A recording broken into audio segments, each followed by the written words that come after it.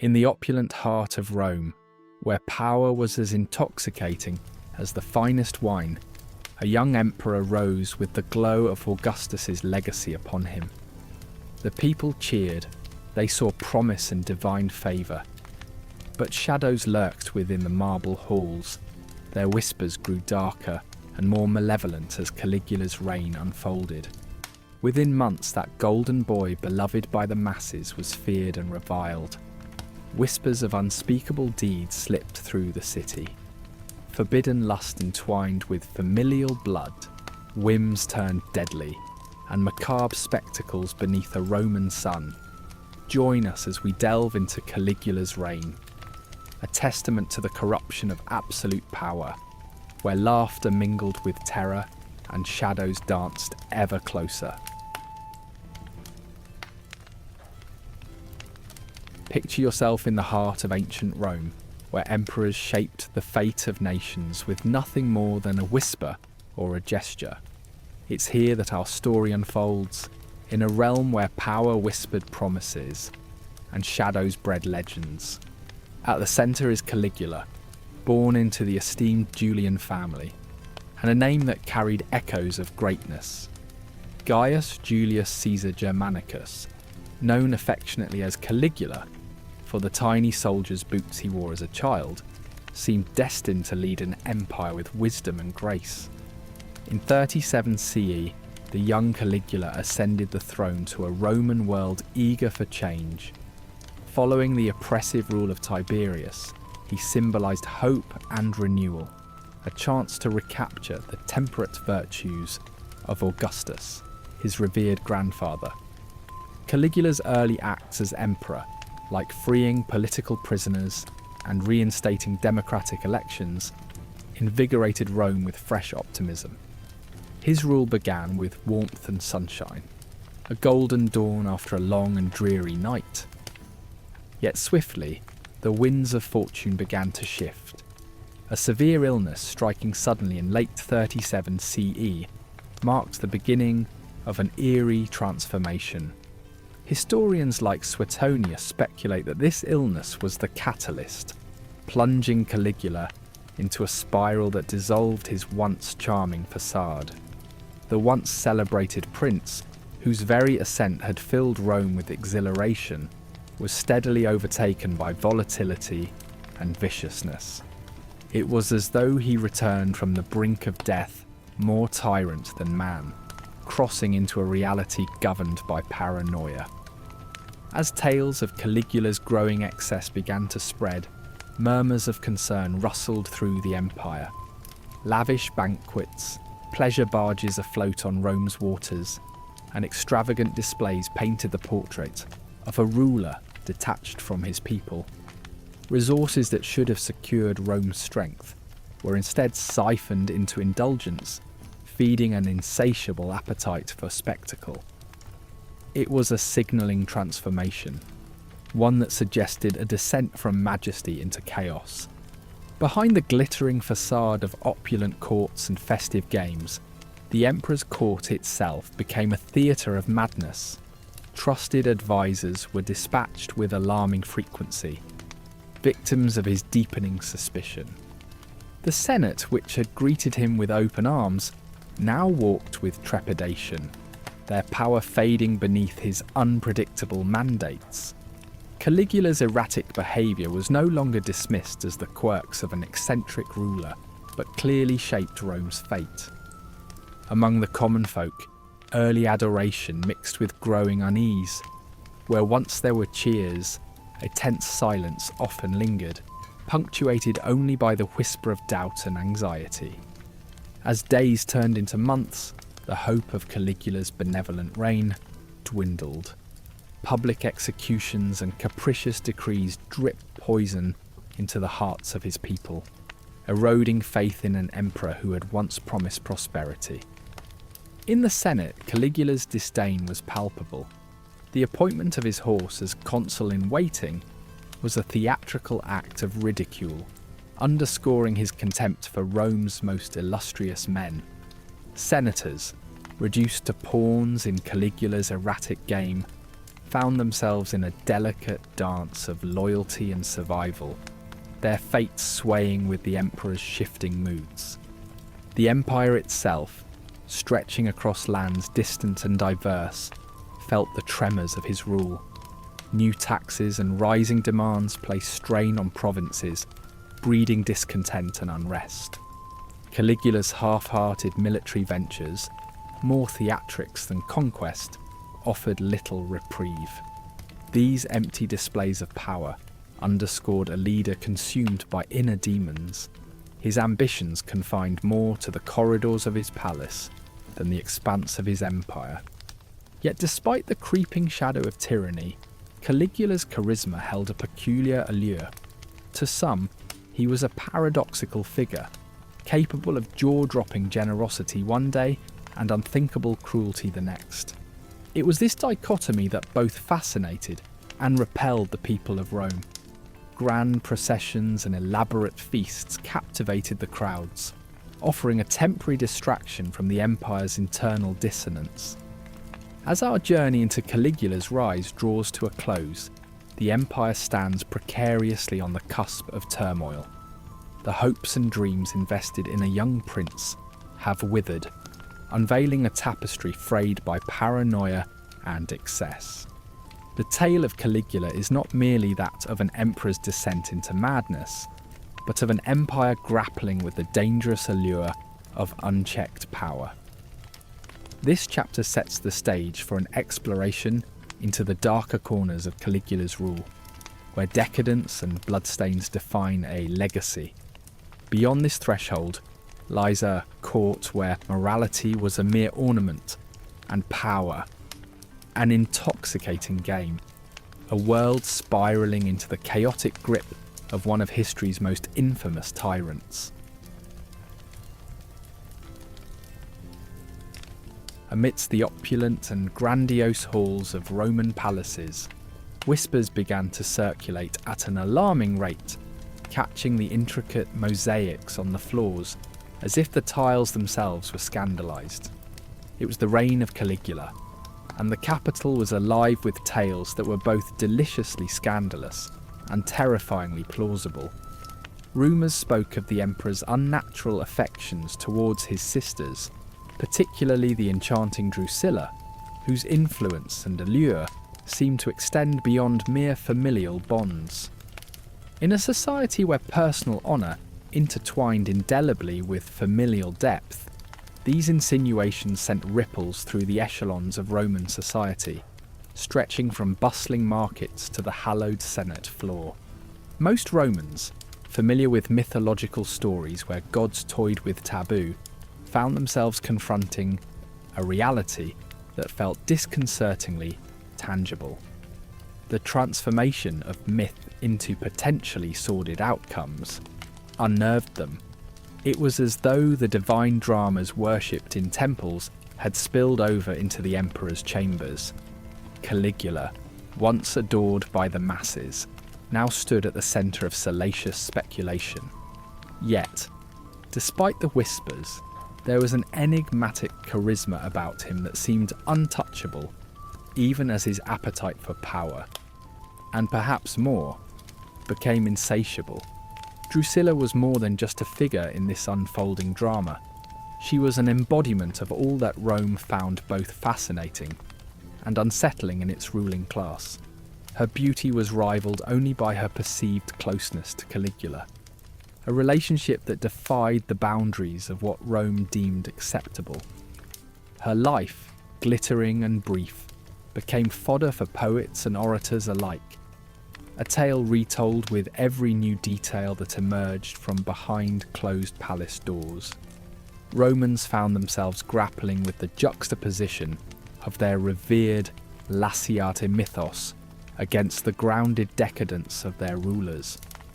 As the empire's rulers sought to navigate waters muddied by innuendo, the citizens reacted with a curious blend of fascination and horror.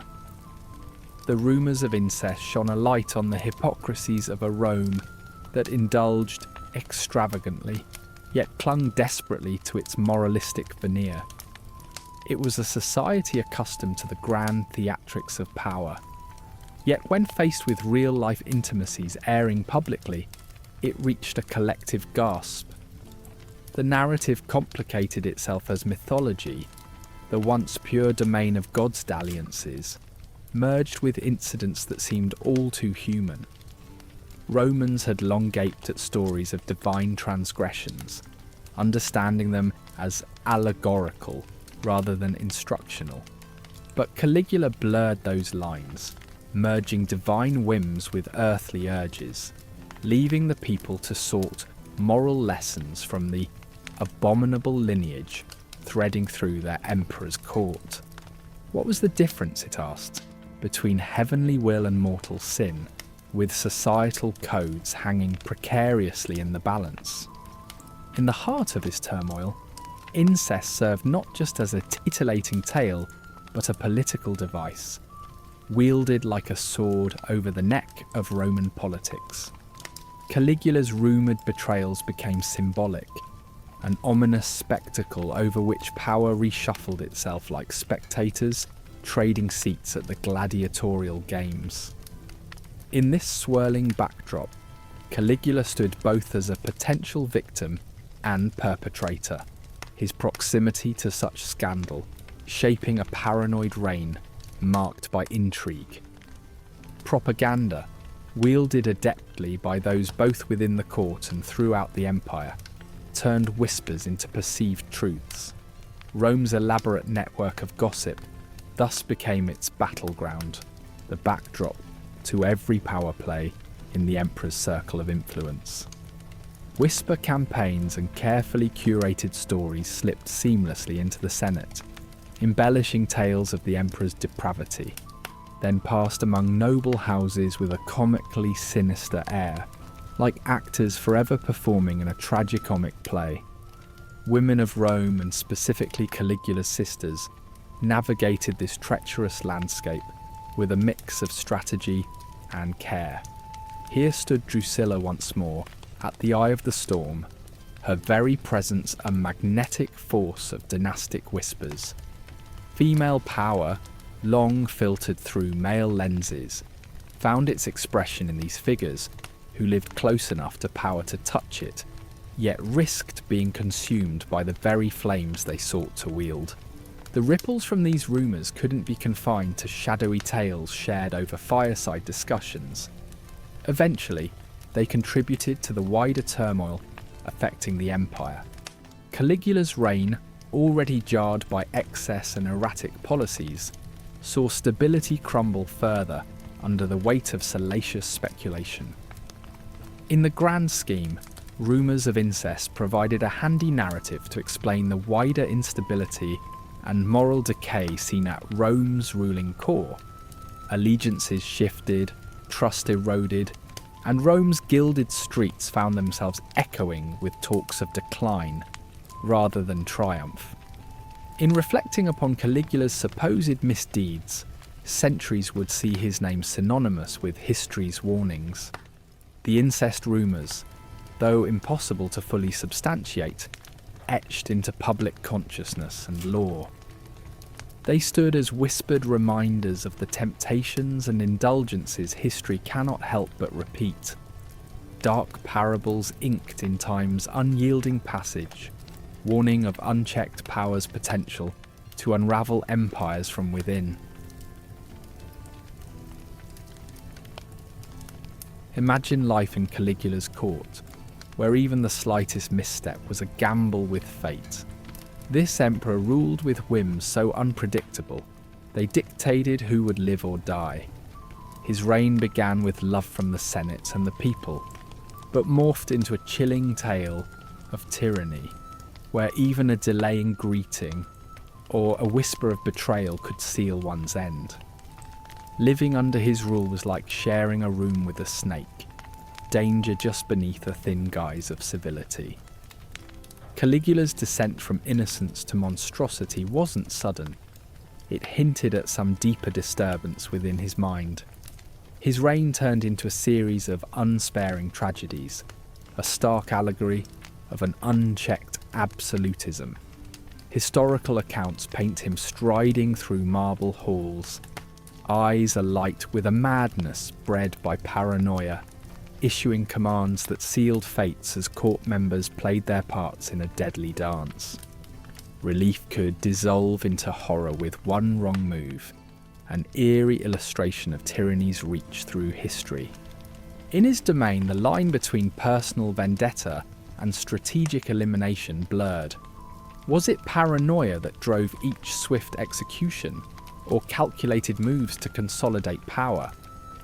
The Senate was familiar with political manoeuvring, but under Caligula, it transformed into madness masquerading as strategy. The fall of key figures questioned whether imperial ambition was driven by heart rather than intellect, in a realm where stability teetered on a knife's edge. Among these victims was Tiberius Gemellus, Caligula's cousin and possible rival. His death was a calculated move by the emperor, solidifying Caligula's ruthless approach to eliminating threats. Against the backdrop of Roman aristocracy, Gemellus was not vanquished by ambition, but by lethal suspicion. A tragic tale of familial betrayal where blood ties offered scant refuge from imperial paranoia. Caligula's fury knew no social barriers. His wrath stretched beyond patricians to touch even the plebeians, disrupting societal norms with a draconian twist to Rome's archaic democracy. What were once instruments of fear became common currency, weaving gruesome tales into Rome's fabric. The streets grew figuratively red with stories. Plebeians and patricians alike caught beneath the emperor's indiscriminate gaze. The actors in Caligula's grim theatre, the executioners, served as a dark reminder of duty intertwined with complicity. Their role, a curious aspect of Roman life, was to wield the emperor's decrees with a detachment that mirrored the threat that loomed over them. They transformed Caligula's violent words into reality, walking a line between survival and treachery. Within the act lay the dichotomy of humanity. Action sincere yet cloaked in stoic silence, an integral cog in the imperial machine. Public executions were not mere decrees, but carefully crafted displays to awe and subdue. Romans, accustomed to the brutality of gladiatorial contests, witnessed Caligula's horrifying flair, a grotesque theatre painting, the emperor both tyrant and director. Enthralled spectators filled the arena, teetering on the edge of fear and excitement, dining on the atmosphere as Rome endured. Yet beneath this thrill was an undercurrent of unease rippling through society, reflecting the inevitable conclusion feared by all. Compliance became survival's only currency. Caligula's penchant for bloodshed teetered between psychotic and strategic. His actions emanated from a psyche where power's shadow blurred into personal vendettas, aligning with derangement or statesmanship, depending on perspective. A search for his motivations uncovers emotional maladies rooted in childhood traumas witnessed during Tiberius's rule. History shows Rome baffled by such unchecked authority, contemplating a monster forged within an empire seasoned in ferocity and wisdom. Witness accounts by Suetonius and Dio Cassius, while varied speak to the complexity of Caligula's excesses. Each chronicler painted a different image, perspectives shaded by personal experience. These accounts reflect Rome through differing lenses, some whispering scandal, others echoing civic endurance. These prismatic histories blend voices into a legacy, where Romans' perceptions shape the stories of imperial excesses. Amidst Caligula's reign, Rome fluctuated between fear and the hope of reform. Initially shackled to imperial caprice, tension brewed among nobles, planting seeds of revolt in shadowed forums. Imperial favour slowly defected as disquiet took root, foretelling the moment when discontent would meet a daggered resolution. The Senate, tempered and wary, transitioned from whispers to bold plots. The downfall of Caligula marked a return to action, its execution a shift within machinations that once highly favoured his grim mastery. Caligula's regime reflects lessons crucial to understanding the consequences of power unchecked. Throughout history, legacy and tragedy intertwine, showing the extremities of human leadership.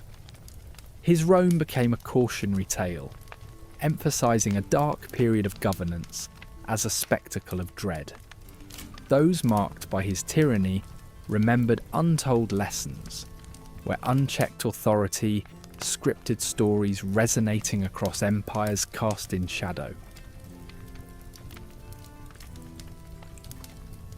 Caligula's reign was a twisting maze of power and madness, with his macabre fascination for death making a blood-chilling spectacle of decapitated heads. This gruesome theatre played out like a midday nightmare, unnervingly displaying his omnipotence and daring any opposition. Setting a stage with fear as the main character, Caligula blurred the lines between punishment and performance. A chilling drama entrenched deep in Roman society. In ancient Rome, political narratives thrived on spectacle. Caligula was a maestro of this grim art, transforming violence into a ghastly form of entertainment that reflected his twisted whims. It wasn't just power he sought to demonstrate, it was the haunting drumbeat of authority that echoed with each severed head. This wasn't mere cruelty wrapped in the robes of tyranny, it was theatre. Heads of alleged traitors became public props, dramatising imperial might. Senates and citizens bore witness, their gaze locked onto the unsettling embodiment of an emperor steering his empire not with wisdom, but with fear and whimsy. The process of becoming one of Caligula's grim trophies was disturbingly nimble. Accusation, real or imagined, was a swift road to doom. Once marked, there was scant hope of escape from the emperor's grip.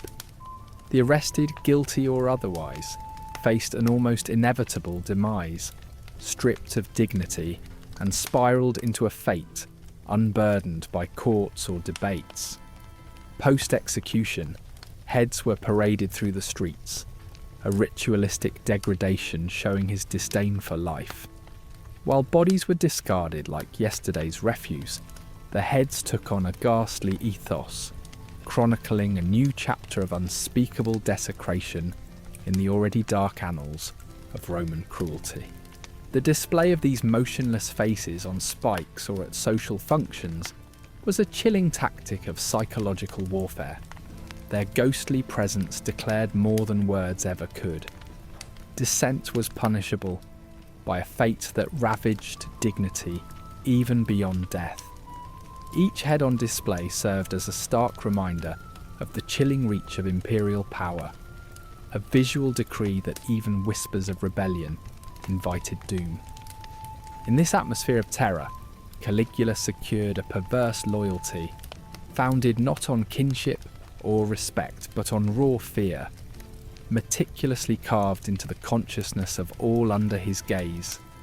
Even banquets were not spared the touch of horror. Caligula's grim penchant for mixing death with the mundane transformed his banquets into arenas of fear.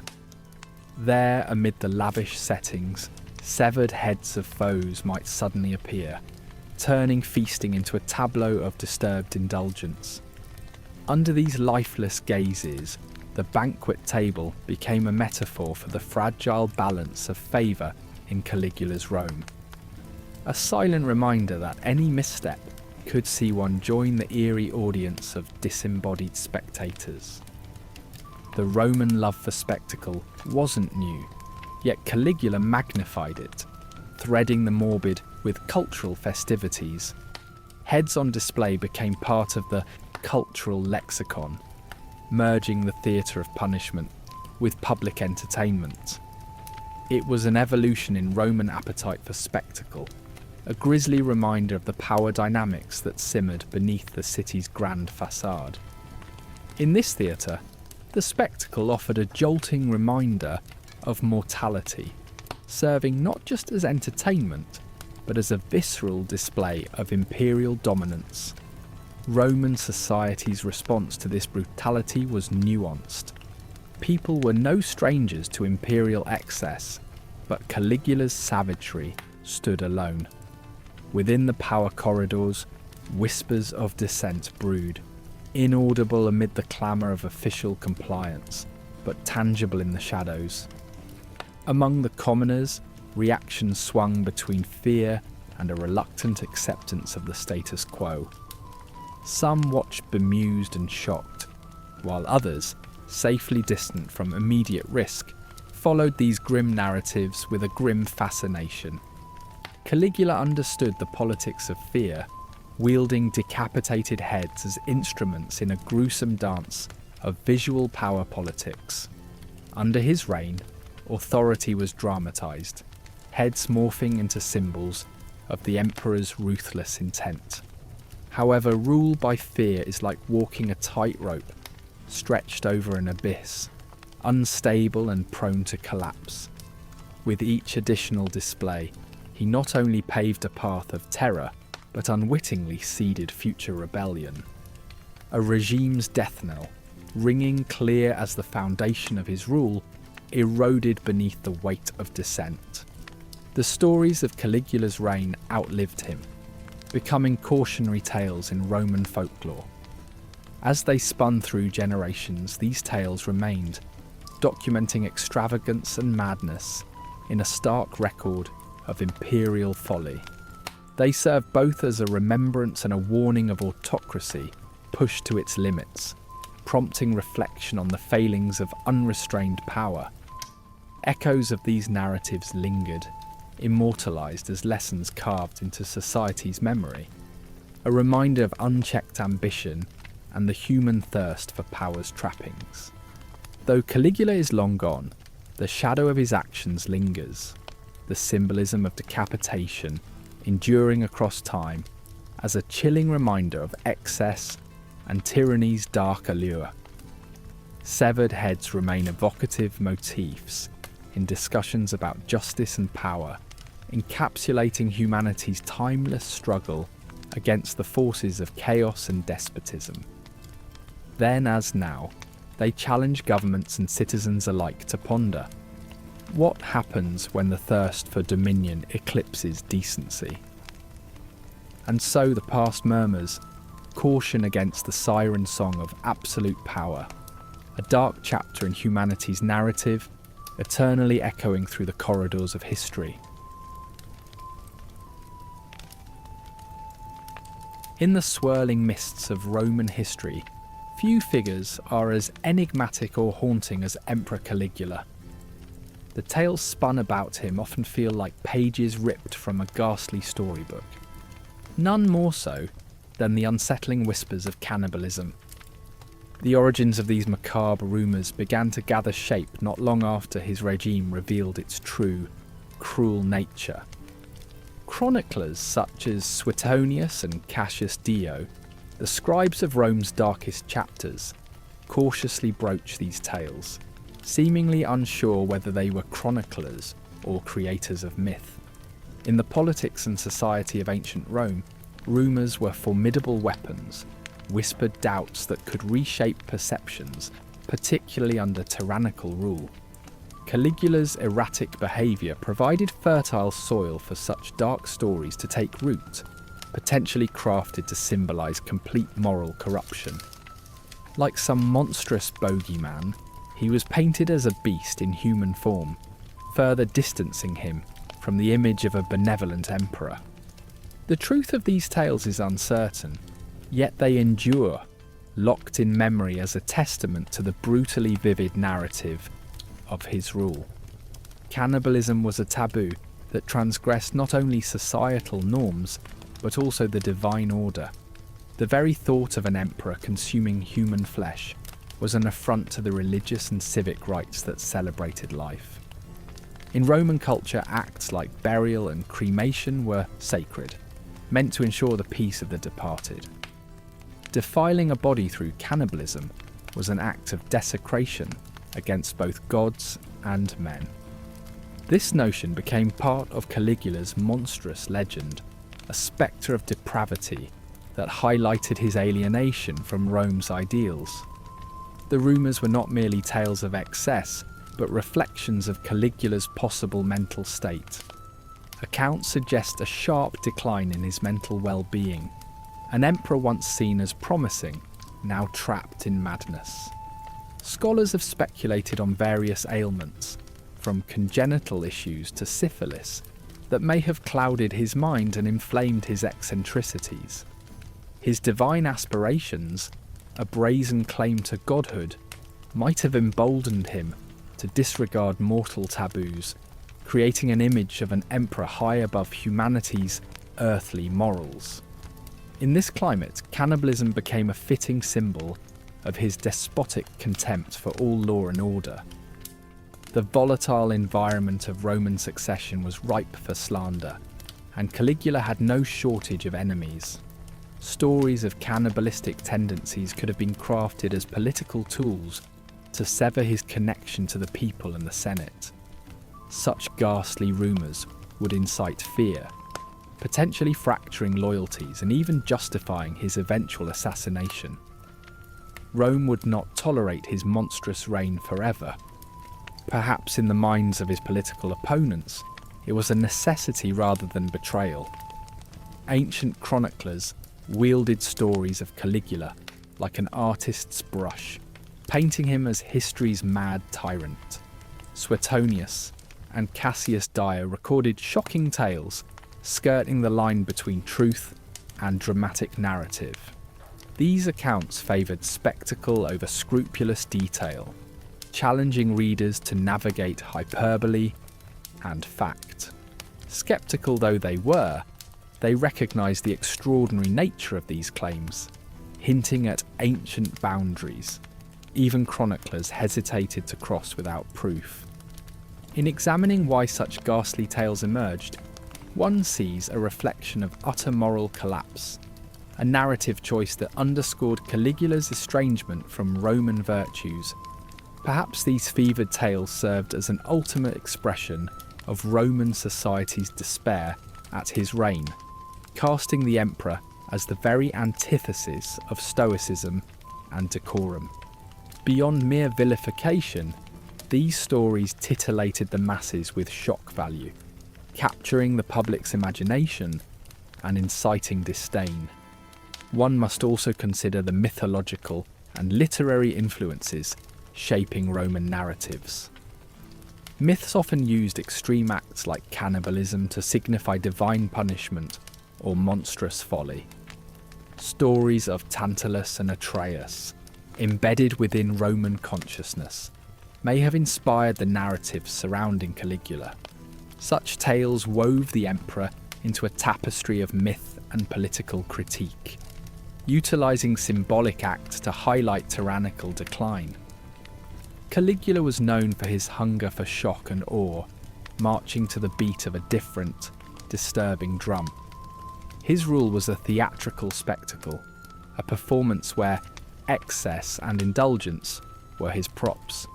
No act seemed beyond the pale, adding a disturbingly credible edge to rumours of his cannibalistic feasts.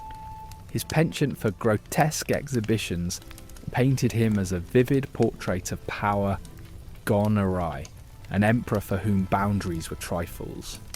Today, historians continue to debate these dark legends. Many view them as political propaganda rather than fact, dissecting ancient texts to discern truth from fable. Modern scholars draw on anthropological evidence and socio-political context to separate fact from fiction, engaging in a delicate dance between historical fidelity and enduring folklore, a study both in ancient accounts and psychological insight. Irrespective of their origins in truth or fabrication, these tales reveal the power of storytelling. They capture an enduring fascination with the macabre and an innate desire to rationalise extreme behaviour through chilling narratives. The shadow cast by Caligula informed by these stories, serves as a cautionary tale, a binding tie across time that reminds us of the thin line between grandeur and madness.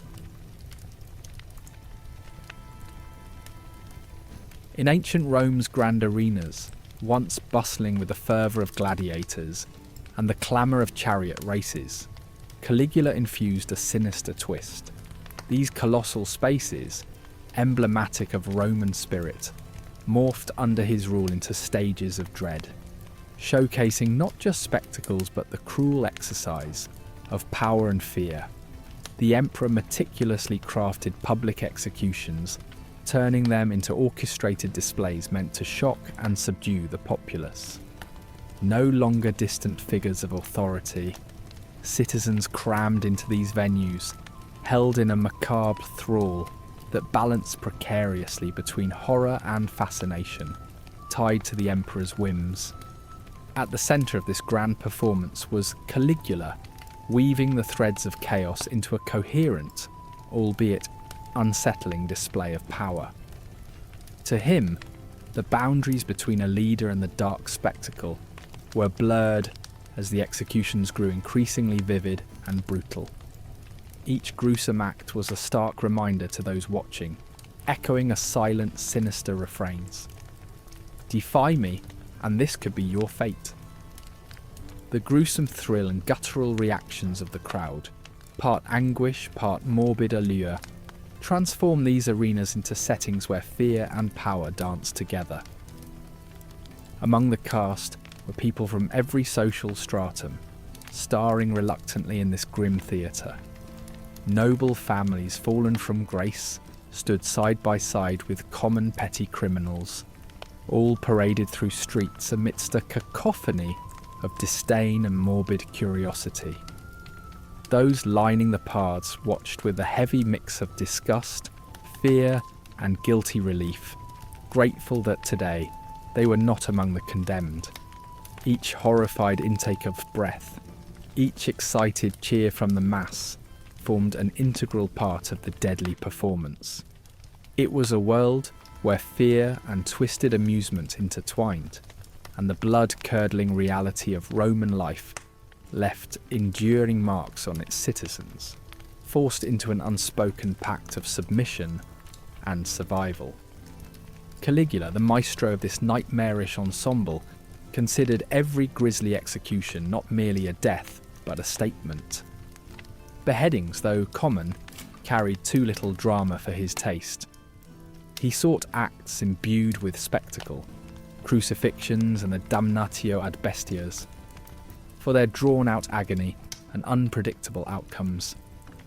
Their victims were not dispatched swiftly, but left languishing at city outskirts, standing as tormented icons of the emperor's wrath. Each scene, carefully choreographed, underscored the ultimate message.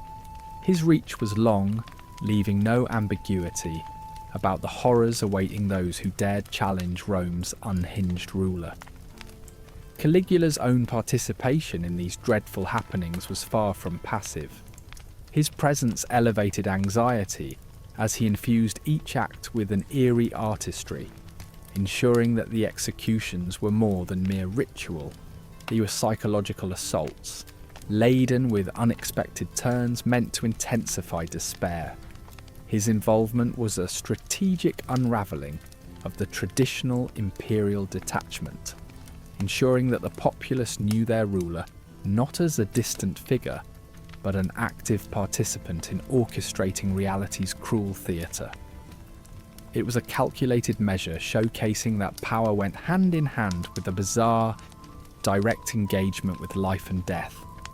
The impact of these public spectacles transcended the immediate goriness, embedding a pervasive dread into Roman psyche, a low hum of paranoia that thrived under the layout of this psychological warfare.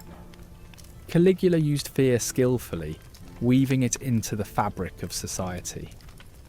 The unspoken threat loomed, casting shadows over homes and forums alike, a ghastly reminder of the price of dissent.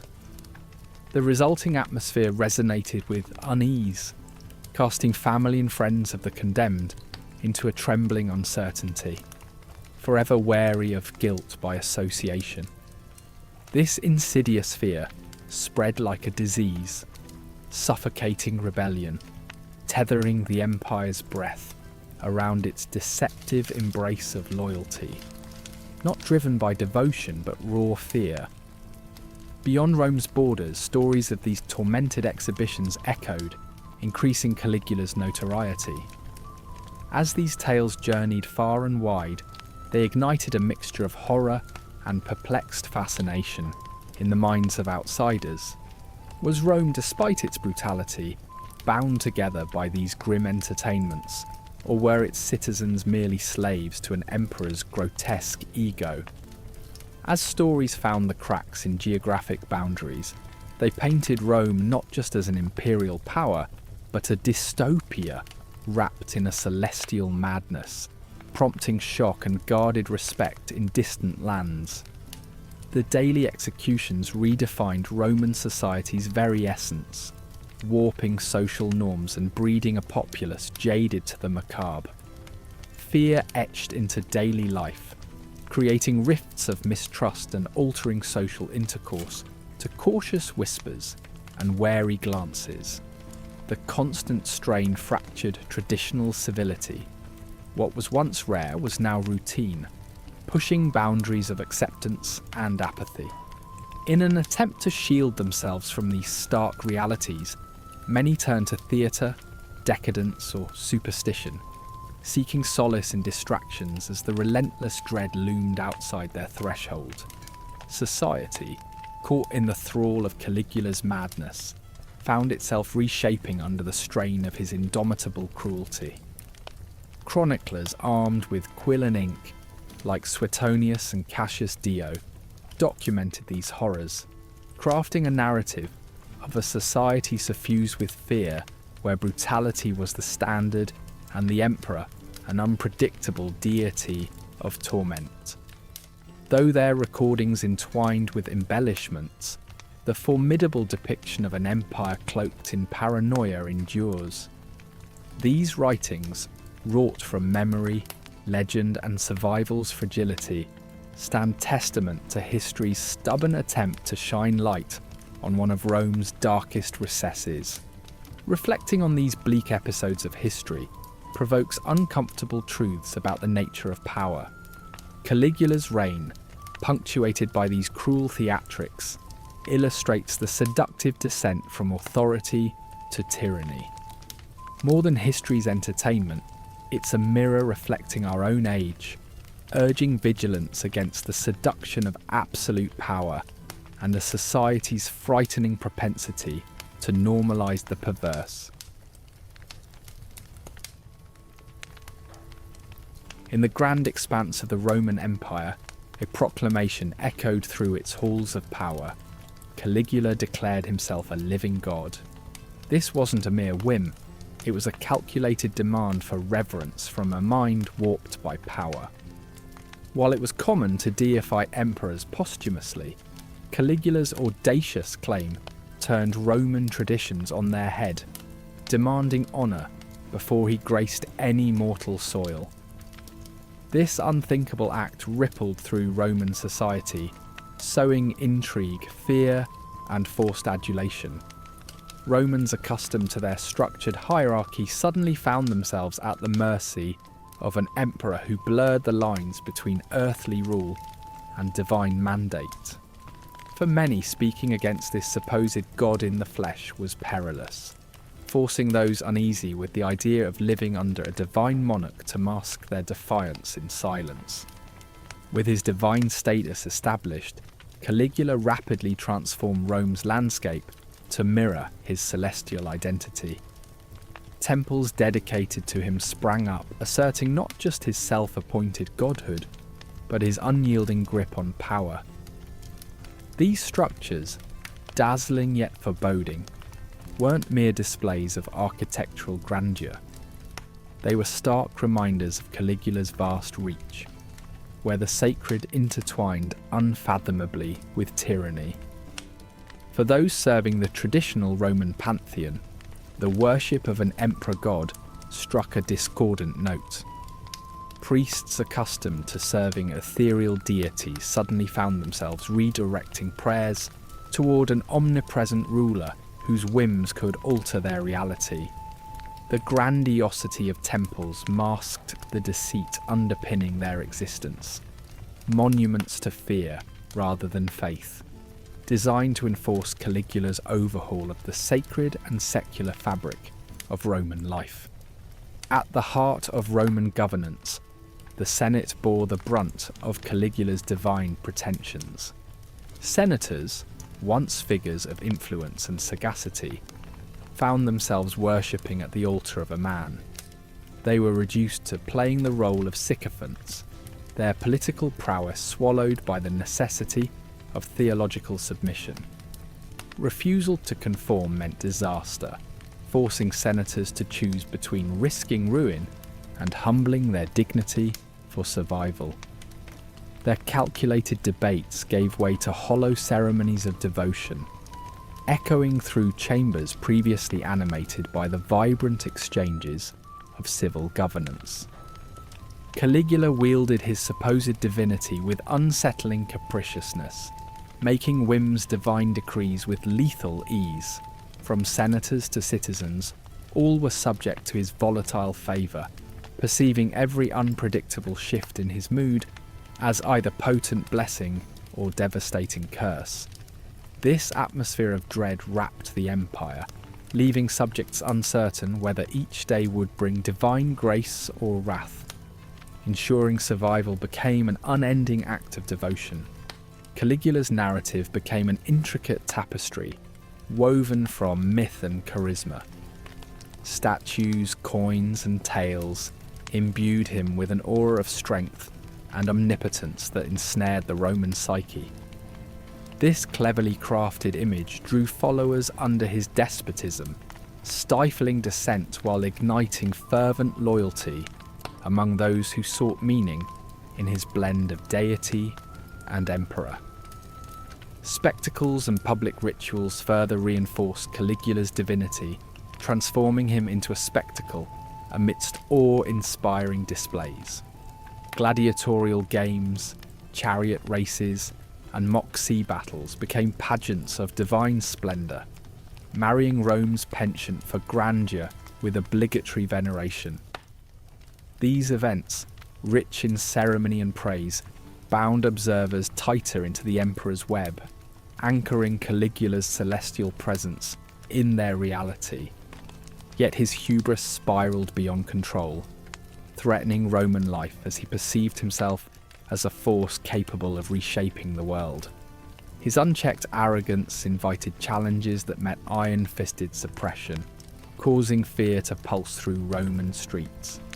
The emperor's world became a realm of chaos where reality itself bowed to his whims, nurturing conspiracies and paranoia that surpassed even his legendary wrath. The empire, once the beacon of prosperity, staggered beneath Caligula's divine ambitions. Resources dwindled as wealth funneled into his self-indulgent religious pursuits, kindling economic turmoil. His insatiable desire for deification alienated once loyal territories, breeding unrest among whispering streets where talk of uprising replaced past allegiance. Gradually, Rome's glow dimmed under the weight of a god-emperor's obsessions. For many, Caligula's divine claims sparked a dual reaction. Hidden resistance mingled with reluctant acceptance. The lower classes, finding humour in their situation, shared whispered stories and jokes mocking the emperor's divine presumptions. Though open defiance courted death, subtle ridicule marked the spirit of rebellion in an oppressed populace. Meanwhile, for others entrenched in power, subservience became ritual rather than belief. Survival dressed in the guise of devotion, where homage equated to self-preservation amid courtly intrigue. Despite his public deification, Caligula's celestial arc guided him into a solitary hell where friends and family grew distant. The elevated pedestal isolated him, turning interactions into echoes of sycophantic affirmations rarely genuine. Stripped of kinship and surrounded by wary eyes, his reign became the tragic story of a man elevated to godhood, yet trapped in the solitude of delusion. As Rome simmered with discontent, the emperor stood isolated atop his faltering legacy, his divinity poised on the brink of collapse. In the decadent corridors of Rome where shadows whispered secrets, Caligula's reign began to churn with whispers of betrayal.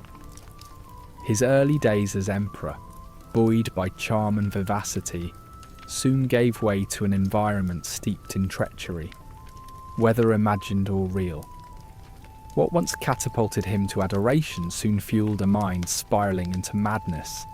The golden boy of Rome, now isolated by his own making, saw enemies lurking in every corner. Senators, generals, and even family members found themselves ensnared in a tangle of distrust, helpless as the emperor's paranoia metastasized. Caligula's growing suspicion manifested in erratic, desperate measures to uncover plots. Under the oppressive weight of this fear, loyalty became a commodity, traded and betrayed in an instant. Rumours of treasonous acts blanketed genuine grievances, buried beneath layers of deceit spun by those eager to leverage instability for personal gain. In this charged atmosphere, truth became a mere echo amidst the cacophony of lies, further sealing Caligula's transformation into a tyrant haunted by his fabrications. Yet the most insidious threats were not from outside forces, but from within his closest ranks.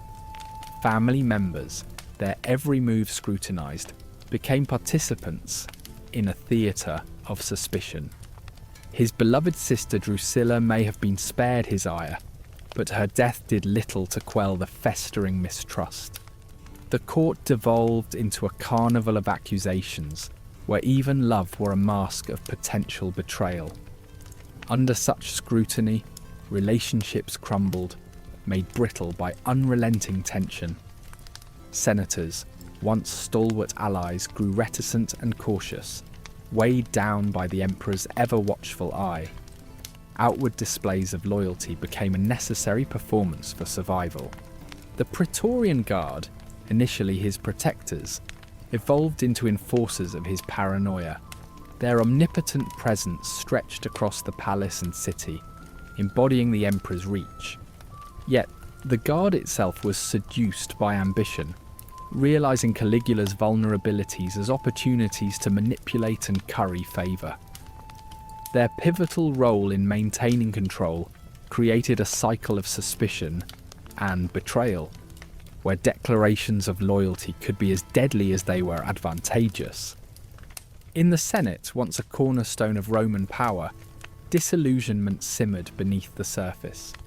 Caligula, overbearing in his need for dominance, tainted political collaboration with his mercurial actions.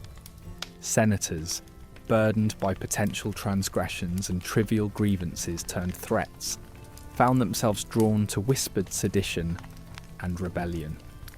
Secret assemblies carried the promise of retribution, the allure of reclaiming dignity from despotism growing more irresistible by the day. All these machinations wove an intricate web of deception, a tool for survival, and a weapon used by the cunning to advance their fortunes. Caligula himself, both predator and prey, was ensnared in this web of half-truths and manipulation. Those skilled enough to navigate these perilous waters feigned loyalty while furthering their own agendas. Yet unbeknownst to the emperor, amongst the duplicitous players lay those conspiring not with whispers but actions, waiting for the moment when the balance of power would irrevocably shift against him. Within Caligula's own family, suspicion grew, a reflection of political toxicity beneath the imperial veneer.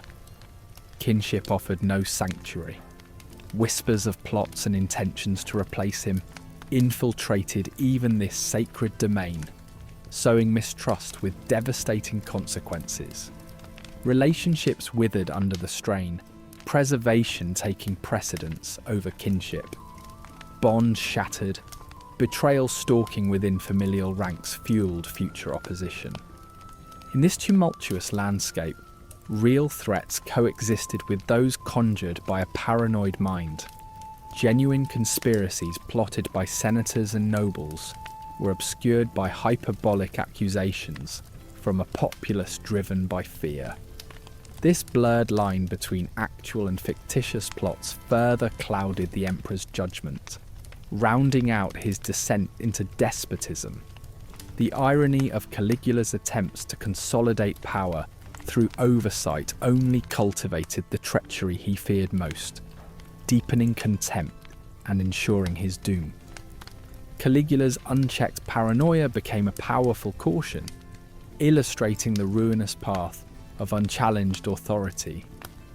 Forced to question every move and relationship, his grip on power fumbled, turning governance into acts of suspicion. His mental deterioration stands as both testament and cautionary tale to the perils rooted in unchecked power. Within the whispered confines of his empire thrived a potent narrative of human fragility and the dangers of unchecked ambition, wrapping an eternal reminder in a mantle of imperial Rome. The imperial residence, both bastion and prison, stood witness to clandestine murmurings that seemed benign, yet thrived with revolutionary potential. These halls, alive with secrecy, mounted unbearable pressure upon the emperor. Whispers became currency, further entangling reluctant conspirators. Caligula's empire, driven by a capacity for listening, navigated the murky tides of reality and paranoia. Through these whispered echoes, Rome's fate was woven. Spelled out in negotiations the emperor struggled to interpret correctly. As Rome bristled with anticipation, the careful bonds of Caligula's reign showed ominous fractures. His paranoia catalyzed unity against him, pawns drawn to a collective desire for reprieve. His descent into madness led to his assassination, a swift denouement to tyranny. Yet beyond his demise, the tale of Caligula carries a stark reminder of power unchecked, a saga of echoes that resonate through corridors of ancient might. In the months leading up to the dramatic end of Emperor Caligula's reign, a cloud of unease settled over the heart of Rome, casting shadows in the courtyards of power. The emperor, consumed with his divine self-image, grew erratic and perilous, creating ripples of dread that infiltrated even the most hallowed halls of his court. Beneath his omnipresent gaze, whispers of discontent swelled into a silent tsunami, threatening to upend the delicate balance of Roman society. Those once entranced by his golden rise found themselves trapped in a performance that had devolved into a macabre parade of capricious punishments and relentless paranoia. Amid his self-constructed chaos, dissent brewed like a fever among Caligula's closest advisors, senators, and the very guards tasked with his protection. Fear of retribution moulded their thoughts, yet it was self-preservation, mingled with a desire for stability that planted the seeds of treason. Whispers of betrayal danced in the shadows, a dangerous game played under the cloak of night, where each conspirator brushed shoulders with death itself. As the emperor envisioned reshaping the Senate with his loyalists, the Senate itself resolved to take preemptive action to preserve its integrity and power. Caligula's relationship with Rome's legions had faltered as well. The soldiers, once loyal, found themselves pawns in ludicrous spectacles, mock campaigns that belittled their honour and blurred the lines between satire and insanity. His order to gather seashells as trophies of a non-existent victory against Neptune was a breaking point, a jest too far for those whose lives centred on discipline and valour. Caligula's increasingly irrational commands alienated the very forces meant to uphold his dominion, setting the stage for rebellion. Amidst the tension, a plan took form, its architects unified in hatred but diverse in motive. At its helm stood Cassius Chaerea, a Praetorian Guard officer whose spirit had been battered by Caligula's many taunts. What had begun as a personal vendetta swiftly became the centrepiece of a broader conspiracy. The conspirators, a melange of senators and insiders, plotted with precision, their meetings shrouded in the guise of mundane affairs. They crafted a network of secret communications, ensuring their plans moved with ghostly stealth through the labyrinthine corridors of power. Deadlines were drawn in invisible ink, marking the day their worries would give way to action, as their fingers itched for the weight of Rome without the yoke of madness. As the fateful day approached, the conspirators wore their facades like armour, masking their inner turmoil from a watchful empire. While Caligula indulged in delusions and grandiose shows, unaware of the danger brewing at his doorstep, his final days were marked by heightened tension among those who awaited the calculated strike. Each indulged moment added fuel to their cause, actions absurd enough to turn hesitation into resolve. On January 24, 41 CE, the theatre of ambition gave way to the theatre of death. Caligula, with an entourage unaware of the fate that awaited, was cornered in the obscurity of a marble corridor. There, amidst the whispers of old stones, the plot unfolded with brutal efficiency. Swords were drawn with the precision of fate's own design, and within moments, the curtain fell on a reign of terror. The conspirators' actions plunged Rome into vibrant chaos, where fear intersected with elation and breaths mingled with the echoes of a dying empire. In the aftermath, Rome reeled, a city awakening from a tumultuous dream. Shockwaves rolled through its streets, some hailed in hushed relief, others lamented in shadowed corners. The Senate rushed to fill the vacuum, quick to stymie the descent into anarchy. Yet panic lingered like the scent of impending rain, enveloping a populace weary of change masked as order. Trust became liquid currency, ebbing and flowing with the weight of uncertainty. However, the Praetorian Guard, pivotal in this blood-soaked coup, emerged not just as protectors, but as kingmakers. With deft strokes of calculative pragmatism, they ensured the survival and stability of the empire by elevating Claudius, a figure initially underestimated, to the marble seat of power.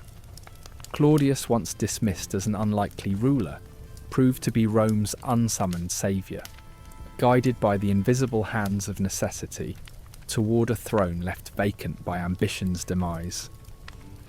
The public's reaction mirrored this uncertainty, but painted a mosaic of emotions across the empire.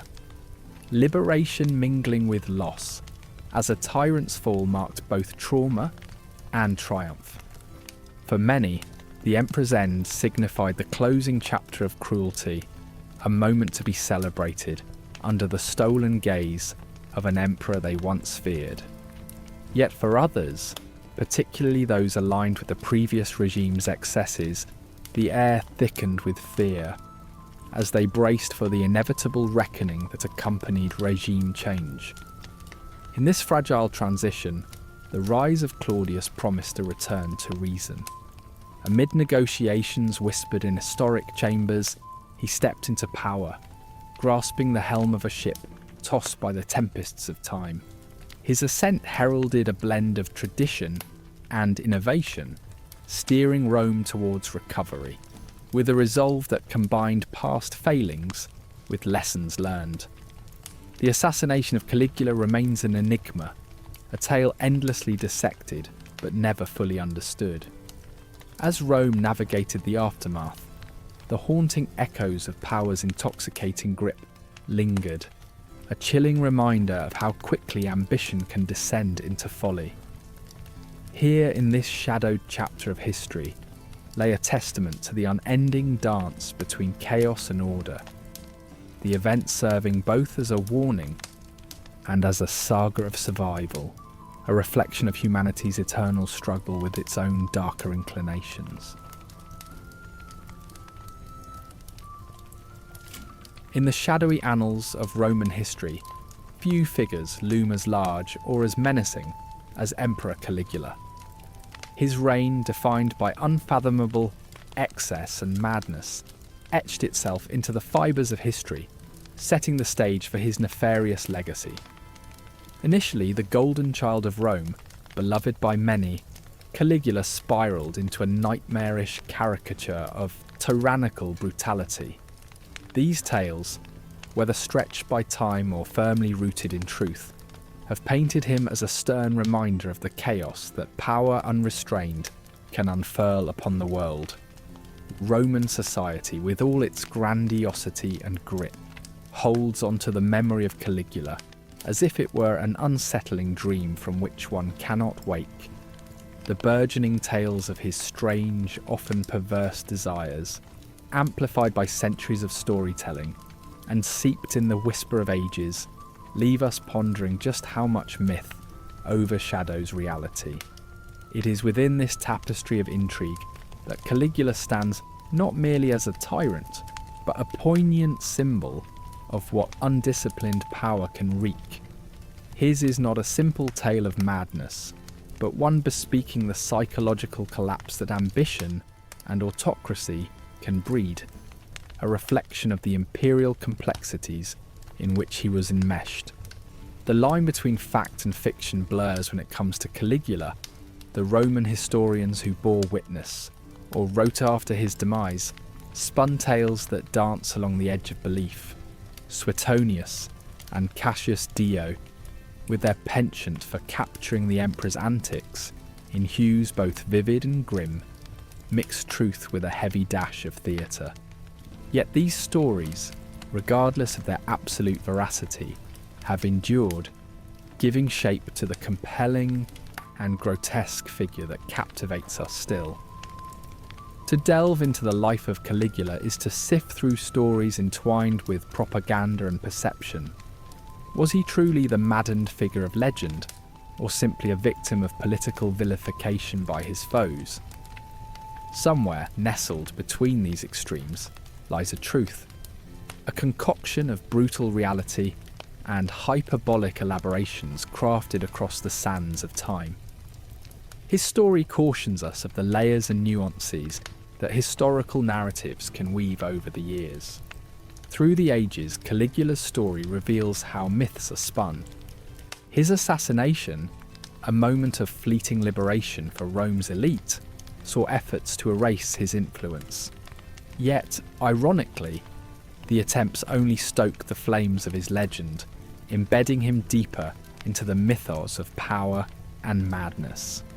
This dramatisation, true or inflated, illustrates history written by those who survived and those who wish to impart grave lessons, a parable against future autocrats.